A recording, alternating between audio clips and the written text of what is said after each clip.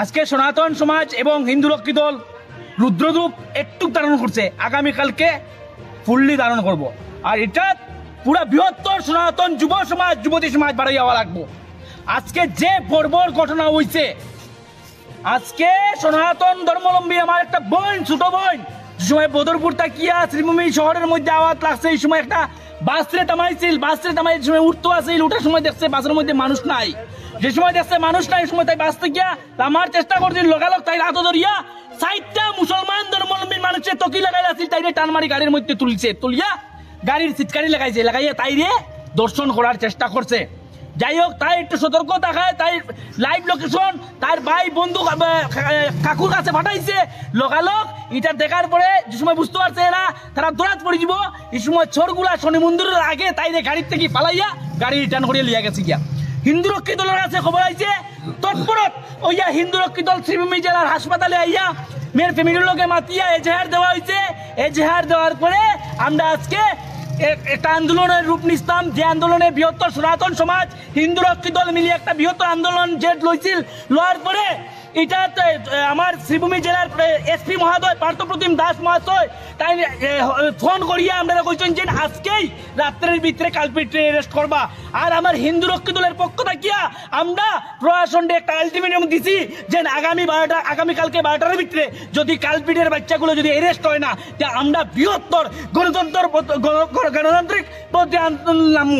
পুরো যেটা আমার শ্রীভূমি জেলার শহরে শহরে গ্রামে গ্রামে ছড়াইয়া পড়বো, দরকার হলে এরপরে বরাক মিলিত প্রত্যেকটা জেলার মধ্যে ছড়াইয়া পড়বো, তারপরে আসামে ছড়াইয়া পড়বো, তারপরে পুরো ভারতবর্ষে ছড়াইয়া পড়বো। আজকে এটা হিন্দু রক্ষী দলের একটা ওয়ারিং ভিতর মিলে দিয়া দিলাম। আজকের পর থেকে যদি এরকম ঘটনা হয়, রক্ত কইব, রক্ত কয়, রক্ত কয়, রক্ত কইব। জয় শ্রীরাম, জয় শ্রীরাম।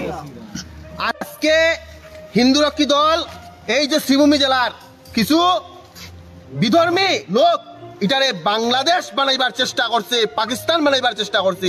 বাসের মধ্যে গিয়া আজকে আমরা হিন্দু সনাতন ধর্মের একটা ছোট বোন যে গিয়া এরকম ফিজিক্যালি হ্যারাসমেন্ট করছে, তৎসঙ্গে অ্যাটেম্প টু রেপ এবং অ্যাটেম্প টু মার্ডারের চেষ্টা করছে। এবং সঙ্গে সঙ্গে হিন্দু রক্ষী দল শ্রীভূমি জেলার পক্ষ থেকে এটার বৃহত্তরভাবে প্রতিরোধ করা হয়েছে।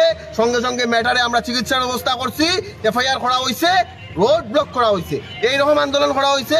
এসপি মহোদয়ের পক্ষ থাকিয়া আমরা একটা আশ্বস্ত হয়েছি, আজকে রাত্রের মধ্যে তাই আমরা কথা দিছেন যে আজকে রাত্রের মধ্যে এই আমরা যে কালফিট যারা আছে এরা অ্যারেস্ট করা হইব। এবং আমরা এটা এবং আমরা যতজন আমরা এই শ্রীভূমি জেলা তথা বরাক উপত্যকার যত মানুষ আছে সব রে কইয়ার এটারে বাংলাদেশ বানাইতে দেওয়া হইতো নাই, পাকিস্তান বানাইতে দেওয়া হইতো নাই।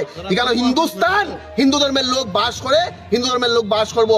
কত বড় সাহস তার হয় কিলা মূল্যায়ন তোর, তারা টকি লাগাইয়া আয় আমরা হিন্দু মন্দিরে রেপ করার লাগিয়া হিন্দু ধর্মের একটা বাসের মধ্যে কত বড় সাহস হয়েছে। আমি সকল সনাতন ধর্ম বললাম যারা আছেন, মা বোন যারা আছেন, যত ধরনের আমরা ইয়ং জেনারেশন যারা আছে সবরে কইয়ার মাঠল আমিয়াও সময় নাই।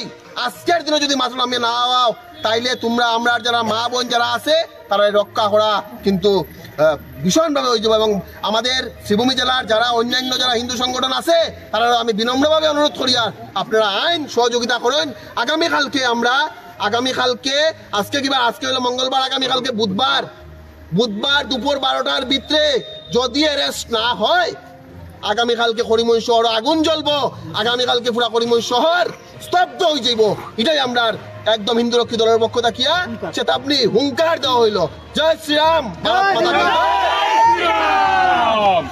জয় শ্রীরাম। আমরা